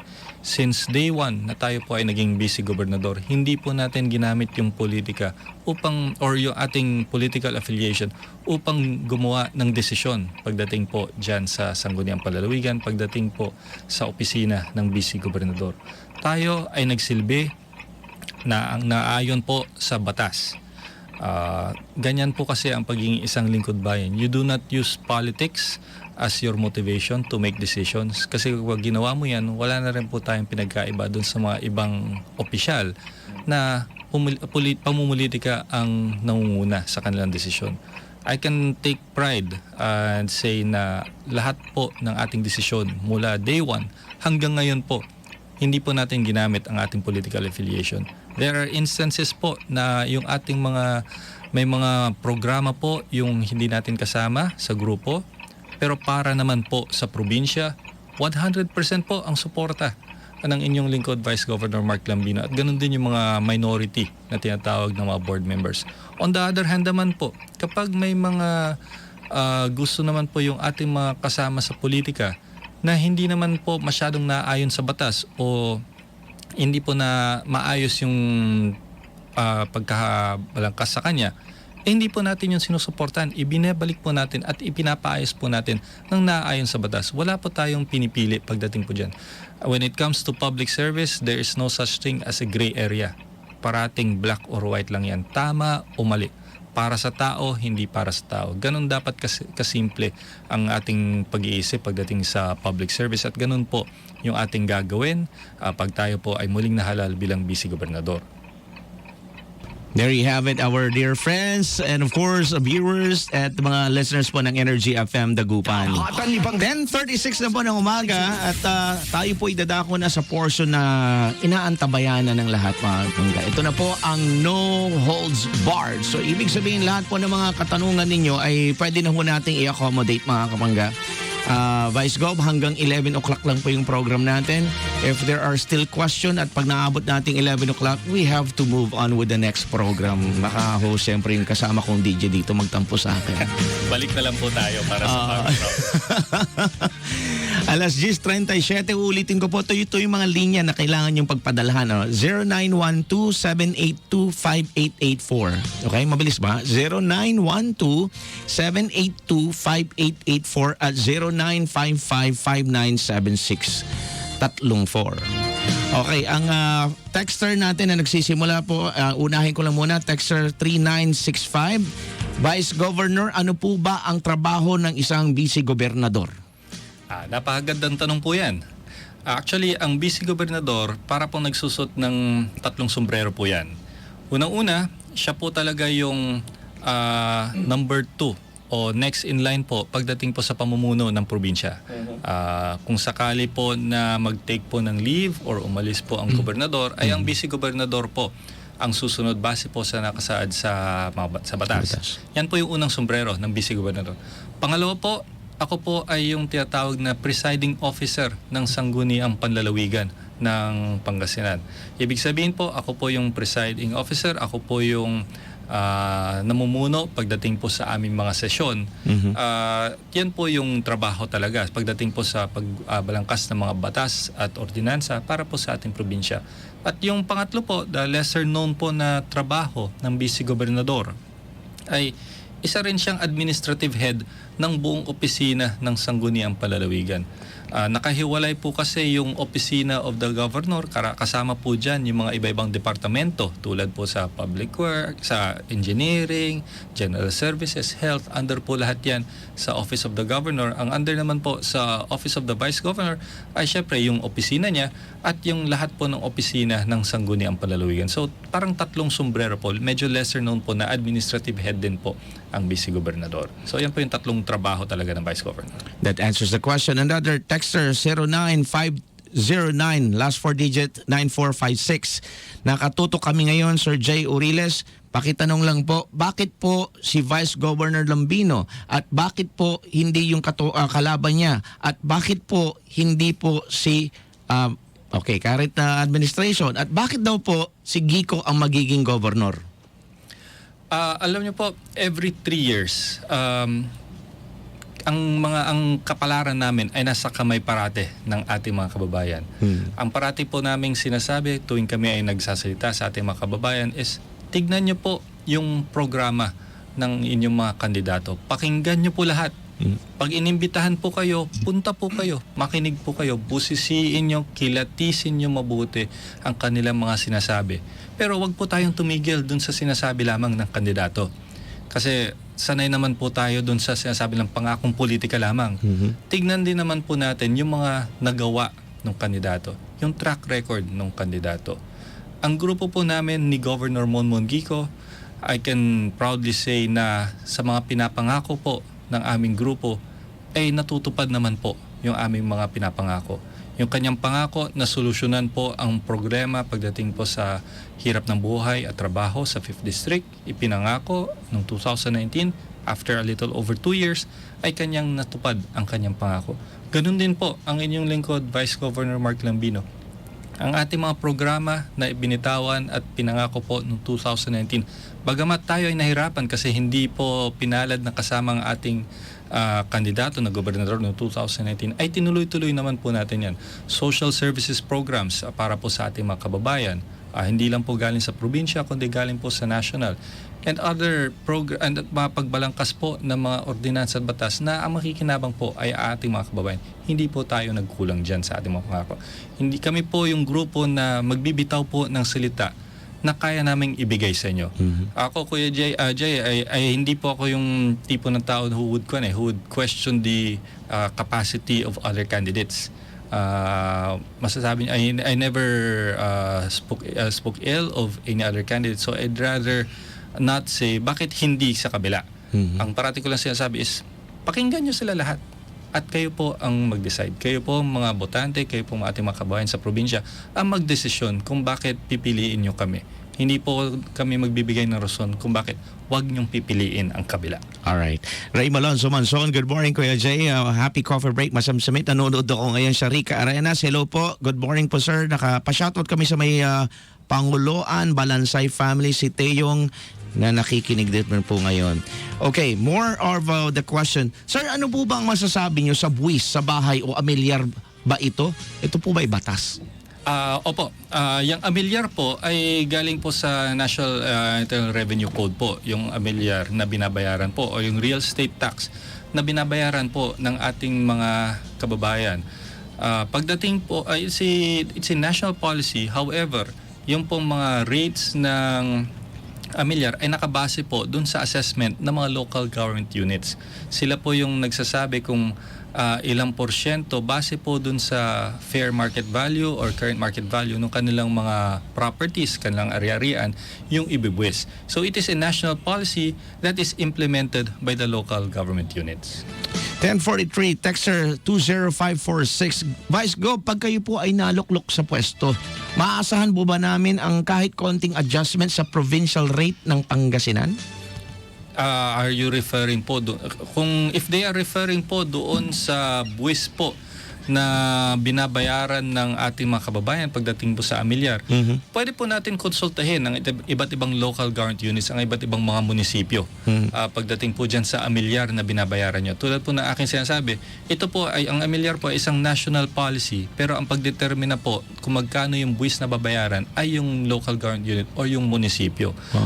Pero pagdating naman po sa mga batas nga po, kasi magiging ordinansa po yan, na munisipyo, yan po ay aakyat naman sa sangguniang palalawigan at pwede natin busisiin doon kung baka naman sobra po yung buwis na kanilang kinokolekta, pwede po natin ibalik yan at kumbaga sa naririnig po natin termino, pwede nating i-veto o papalitan.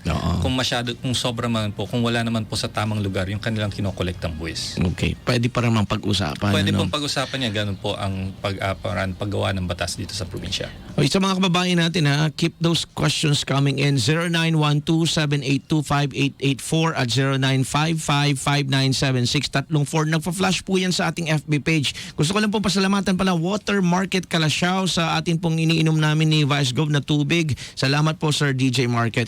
Texter 6528, patuloy pong nakakatanggap ang probinsya ng Pangasinan ng magagandang karangalan at pagkilala ho sa husay at pamamalakad din po ng gobernador natin na si Amado Pogue Espino. At ang karangalang ito ay isa sa kinukonsidera na katuwang kayo po sa administrasyong ito, gaya ng awardee ito ng COA ng Best Financial Housekeeping at top 4 sa tax collection ng Department of Finance. Ano po ang komento niyo dito, Vice Gov?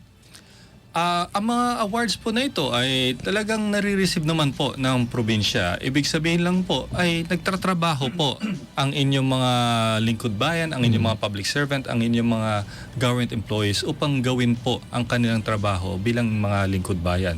Tayo po ay nagpapasalamat dyan sa iba-ibang agencies tulad po ng COA o DILG na nagbibigay karangalan po at pagkilala sa ating probinsya na tayo ay nakakapasa base sa kanilang standards na siniset. Hindi lang naman po lalawigan ng Pangasinan ang nakakuha po niyan.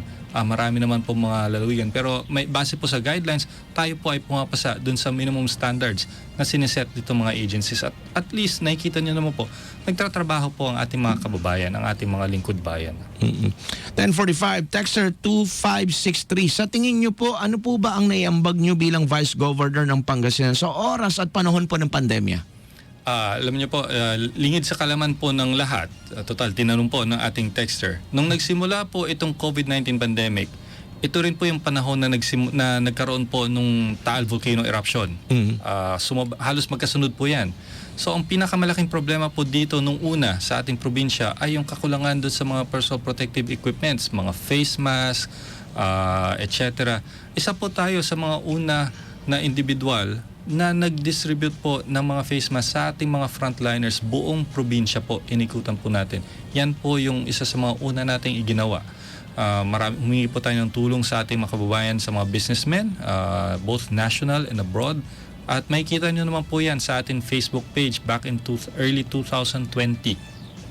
March 2020, kung saan po tayo ay naglibot sa lahat ng mga munisipyo natin at mga ospital at inabutan po natin ng hindi lang po isang kahon o dalawang kahon, kundi libo-libo mga face mask para po sa ating mga frontliners dahil yun po yung kakulangan ng panahon na yun. Talagang may shortage po ng face mask. Hindi rin po tayo na nagkulang na magbigay ng immediate na assistance lalo na po nung nagkaroon ng mga biglaang ng mga ECQ, ng mga lockdowns po sa ating probinsya. Tayo po ay nakapagbigay po through the funds of the provincial government. Nag-allocate po tayo ng pondo para sa pagbigay po ng mga bigas para po, especially po doon sa mga lilit na mga munisipyo na kulang po ang pondo para bigyan po ng bigas at ayuda yung ating mga kababayan, especially during the lockdowns. Yun po yung critical stage na hindi pa po na tayo ay nagre-react pa lamang po doon sa COVID-19 pandemic, doon sa epekto ng COVID-19 pandemic, especially during the first 3 or 4 months of the pandemic. Yan po yung ating mga significant na ginawa.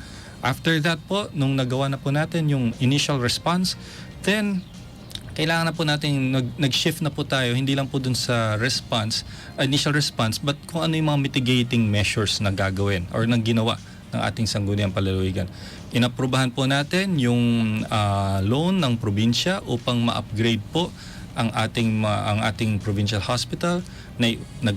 Naprubahan po natin yung pondo para magkaroon po tayo ng sariling molecular laboratory. Naprubahan po yan ng inyong sangguniang panlalawigan.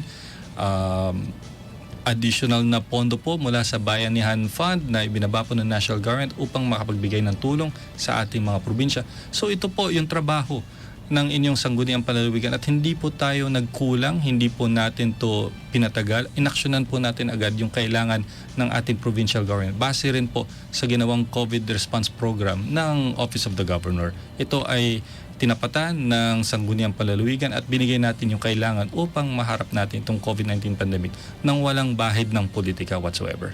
Alright, Texter 1679, how would you compare your preparation in running this year's elections to your last preparation? Hindi lang ho tao ang nahihirapan, maging kayo po mga tumatakbo sa local positions. Tama po yan. Actually, nagkakwento tayo kanina, Jay, na ibang-iba yung campaign noong 2019 compared to ngayong 2022. Ngayon, dahil nga mahirapang lumabas ang tao, kailangan maging mas creative ang inyong mga kandidato, ang inyong mga hinalal na opisyal na magre-re-elect upang mahikayat na makinig ang ating mga kababayan. Andyan din po yung pagpasok ng media, tri-media, and quad media, including social media, sa paggamit po natin. Naging mas creative po tayo ng konti. So, mahaba pa po itong laban na ito. For more than almost 50 days pa po bago mag-eleksyon. Marami pa pong pwedeng mga diskarte o strategy na pwede natin gawin upang at least hindi mahirapan ang ating mga kababayan na marinig naman or malapitan ang kanilang mga kandidato pagdating para sa Mayo 9. Texter 2372, basta si kami dya, bali-bali na awat min, belas dan jad biyak. Ano ba ito? Okay. Texter 94565, ano po ang plataforma ng kasama niyo pong tumatakbong Gobernador Monmon Gico III? Tulad ng aking sinabi kanina, ang main na programa po natin ay solusyonan yung original na pandemic, which is yung hirap ng buhay ng ating mga kababayan. Kasama po dyan yung pagpasok po at pagdala ng libo-libong trabaho, tens of thousands of jobs for the province of Pangasinan in the next 5 years. Pero hindi ko nasagot kanina dahil kinuha tayo ng oras, ay paano natin dadalhin yan? Sisimulan po natin to doon sa isang major flagship na program na actually ito po ay nasimulan ko na po sa Sangguniang Panlalawigan nung tayo po ay nag-request na magkaroon nung Pangasinan Nueva Ecija Expressway. Nung ipinasa ko po yung resolution na yan sa Sangguniang Panlalawigan, ako po mismo ang nag-author niyan, sinuportahan ng ating Sangguniang Panlalawigan. Ito ay pinadala po sa DPWH, Asaneda, at ngayon po ay may instructions na po si Director General Carl Shua na ginawa na po yung feasibility study na gawin po yung highway na yan mula po sa bayan ng Bolinao, tatawid po sa buong probinsya at mag-e-end po as far as Umingan or even further to San Jose Nueva Ecija, hence Pangasinan Nueva Ecija Expressway. Bali tutumbukin niya yung buong east to west ng Pangasinan. At kagandahan, Jay, ito rin ay isa sa major flagship programs ni Congressman Monmon Gico. Talagang parehas kami, in line kami ng nakikitang problema dito sa probinsya na yung mobility ng ating mga kababayan east to west is the biggest problem. Andiyan na po kasi yung mobility natin north to south because of TPLEX. Pero paano naman po yung east to west movement? Alam po natin pahaba yung Pangasinan. So yan po yung major flagship project. Pag nagkaroon po ng kalsadang yan in the next 5 to 8 years in the province of Pangasinan, ano ang mangyayari? Alam po natin na kapag may kalsada po tayo, diyan po nagpupunta ang mga negosyo. One of the reasons kung bakit itinayo or bakit naitayo yung Binalunan Economic Zone is because nandyan po yung TPLEX. Andun po sa Binalunan yung exit ng TPLEX. Kaya yan po yung pinili ng mga investor na paglagyan ng isang multi-billion dollar na investment sa Binalunan. What more if we have an east-west highway connecting the far municipalities of Pangasinan? Ang daming mga bubuksan na opportunities. Tourism from the western side, Bolinao, Alaminos. We can develop Sual in the first district. We will open up the second district, mga Taram, the third district, Bayambang, etc. Wherein meron na po tayong isang magandang eco park na nakatayo doon. And then it will also connect yung 6th district po natin. Nandyan po yung San Roque, which also further connects the province of Pangasinan to the other provinces of Nueva Ecija, Nueva Ecija, etc. So isipin nyo yung economic impact ng ganyang kalsada At yan po yung maghihikayat sa mga negosyante na pumasok sa probinsya. At pag pumasok ang negosyante, automatic yan, papasok ang trabaho para sa ating mga kababayan.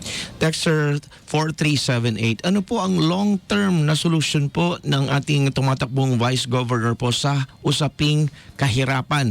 Alam niyo Sir Jay, marami po sa yung mga kababayan na nagsasanla pa rin po ng mga ATM nila pambayad po sa utang.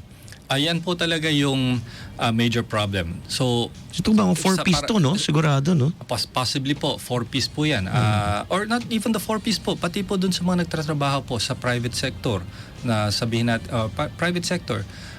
Meron pong isang batas, si Congressman Monmon Gico, habang siya ay congressman, although abutan po ngayong ng eleksyon, na gusto niyang ipapasa ulit sa ating mga kaibigan na mga congressmen, ay yun po yung Equal Minimum Wage Act. Yes, Ang simple po, gustong ipantay yung minimum na sweldo ng ating probinsya doon po sa nakukuha na minimum na sweldo ng mga nasa Maynila. Mas NCR. Kasi alam po natin, mas mataas talaga ang sweldo sa NCR kesa po doon sa mga karatig na probinsya. Pag nangyari po yan, na pumantay po yung minimum wage o dumikit po dyan sa wage sa NCR or doon sa mga economic centers, ay economic provinces kung saan marami po mga ecozones tulad po ng Cavite o Laguna, ay wala na pong rason upang lumabas pa ang ating mga kababayan at ang ating mga negosyante na magsiksikan sila dyan sa NCR. Kasi for the same cost, they can find the same quality of labor or even better quality of labor in the province of Pangasinan. Plus, anong impact niyan sa ating pamilya, sa ating mga empleyado dito sa ating probinsya? Hindi nyo na kailangan lumayo sa inyong mga pamilya, sa inyong mga anak, sa inyong mga may bahay, sa inyong asawa. Pwede na kayong dito magtrabaho sa ating lalawigan, hindi nyo na kailangan mag-abroad, hindi nyo na kailangan bumiyahe pa whatsoever, kasi parehas lang naman yung opportunities na makukuha nyo with the same benefits. Aside from the monetary impact of that law, yung social impact naman niya pagdating sa pamilya ay napakalaki. At yan po yung isa sa batas na gustong itulak ni Congressman Monmon Gico, ni Governor Monmon Gico, na ipapaubayan na niya sa ating mga kaibigan din na tumatakbo dyan sa Kongreso ditong 2022. Texter 4235, sabi dito, Vice Governor, ang kalaban niyo po ay isa din pong board member. Subok na rin po sa serbisyo kagaya ninyo. Ilang taon na rin pong nagsilbi.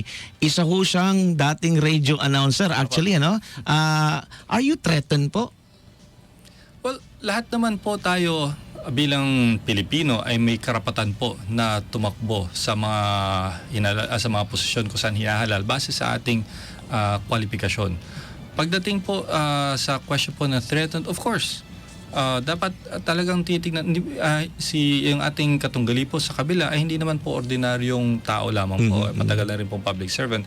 Tulad din po nung aking nakalaban nung 2019. Ganun din po yung kanyang kwalifikasyon. Multiple term board member. Ilang beses po siya nag 9 terms. Siyempre, we have to face a challenge like this as if we are always the challenger. Yes, Hindi po tayo pwedeng mag-relax. Hindi po tayo pwedeng maging complacent.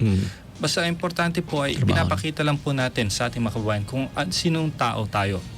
Ano yung ating nagawa, ano yung ating kayang gawin, at ano yung tunay na pagkatao po natin. Ganun lang po yung ating gagawin hanggang dumating po ang Maya 9. Vice Governor, bakit ikaw pa rin po ang dapat na iboto bilang Vice Gov sa lalawigan ng Pangasinan from Manny Malio? Siguro po, kayo na lang po ang humusga base po sa ating nagawa nitong nakaraang 2.5 taon. More than almost 3 years na rin po na tayo nagsisilbi bilang isang vice gobernador. Yung ating po mga programa na ginawa po dito sa ating lalawigan. Una-una bilang isang presiding officer, mga batas po na ating ipinasa sa Sangguniang Palawigan. Yung ating pamamahala po bilang vice gobernador ng ating probinsya. At yung mga programa po natin which is actually outside po dun sa trabaho talaga ng Vice Governor, tulad po nung pagpasok po ng napakaraming social service programs dito po sa ating lalawigan. Ako po, kay Jay, hindi naman po sana gaano bibitbitin ko na rin ang aking bangko. Regular po tayo na nagbababa po, nakakuha po ng pondo para po sa Region 1 Medical Center for the medical assistance programs po ng ating mga kababayan, kung saan ipinaubaya po ng ating mga kaibigang mga senador at ibang opisyales yung kanilang pondo na tayo po yung mag-manage dito po sa Region 1 Medical Center. Tayo rin po ay binigyan tiwala ng ating mga kaibigang senador na i-manage yung DSWD funds ng AICS dito po sa lalawigan ng Pangasinan. Milyon na po na DSWD funds ang ating ipinasok dito through our leadership, through our initiative para po sa ating mga kababayan, at tens of thousands po of Pangasinenses were assisted directly and indirectly by these DSWD programs. Ganun din po sa DOLE. Marami rin po tayong mga nakuha na mga pondo para po sa tupad programs ng ating mga kababayan. So hindi po tayo nagkukulang na magsilbi. Biro ko nga po kapag ako po ay nagdidiskurso sa ating mga kababayan, ako po ay natural na mahiyaing tao. Kasabi ko nga po, late bloomer ako pagdating sa politika. I was already 36 yata nung ako ay pumasok sa politics, 37. Tinalal bilang vice gobernador. At ganun pa rin, ako pa rin po ay mahiyain ng konti, very shy, soft-spoken. Kung kailangan kausapin, okay naman po. Pero outside of the province of Pangasinan ay napakakapal naman po ng mukha ni Vice Governor Mark Lambino. Paano? What do you mean? What do I mean by makapal ang mukha?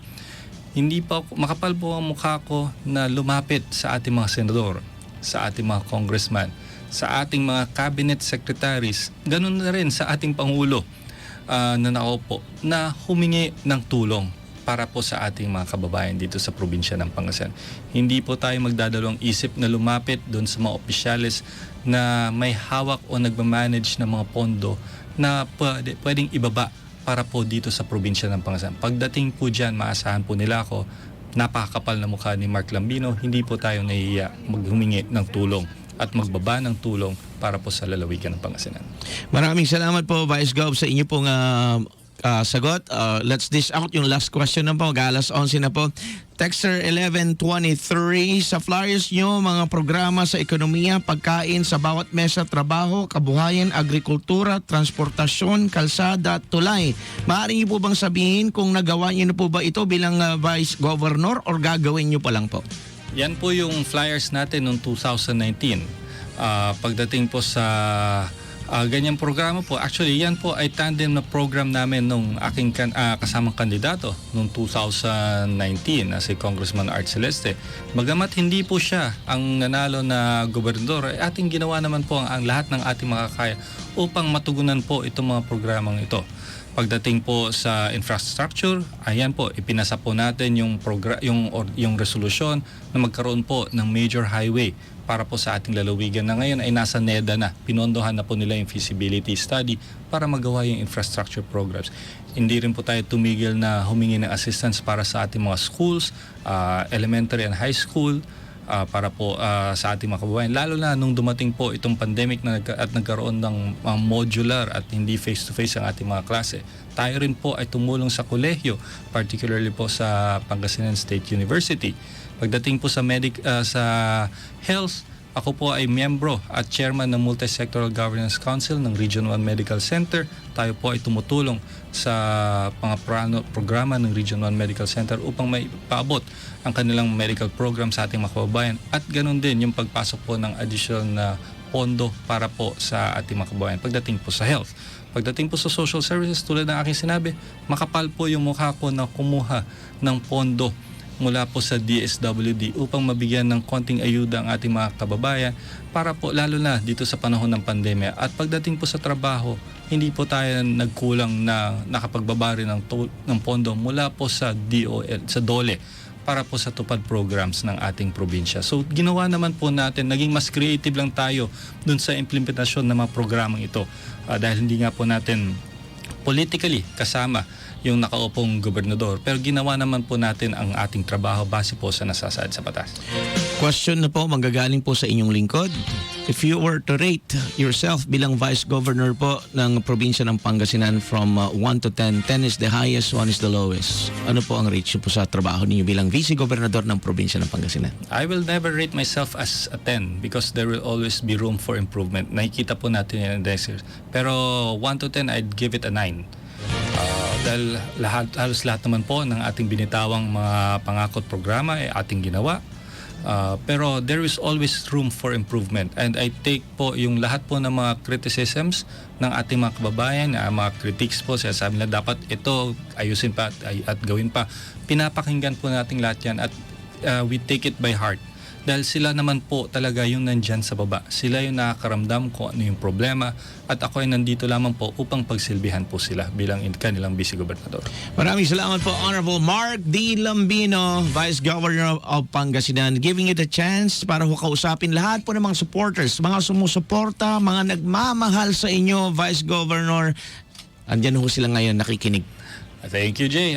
Unang-una, maraming salamat po dito sa pagkakataong ito na tayo po ay makausap ko po kayo through Energy FM kay Jay Uriles. Sa ating po mga kababayan, asahan po ninyo, tuloy-tuloy pa rin po ang serbisyo ng inyong lingkod, Vice Governor Mark Lambino. Nangako po tayo noon na maayos, malinis at matapat na serbisyo ang ating dadalhin. Itutuloy-tuloy pa rin po natin yan 2022 and beyond. Kasama po yung aking kapartner po na si Governor Ramon Monmongico, ang susunod na piloto ng progreso ng lalawigan ng Pangasinan. Again, thank you very much, Vice Governor Mark Lambino. Sa atin po mga susunod na araw, makakatapatan po natin this coming March 23. That's gonna be tomorrow. Honorable Ricardo Camacho ng Bayambang, Pangasinan. Sa darating na March 25, Honorable Nelson Valdez Gayo ng Lawak, Pangasinan. Sumayin po muna ang ating pong Tuesday edition ng Tapatan ni Pangga 2022. Ito po si Jay Uriles, nagsasabing stay safe, stay healthy.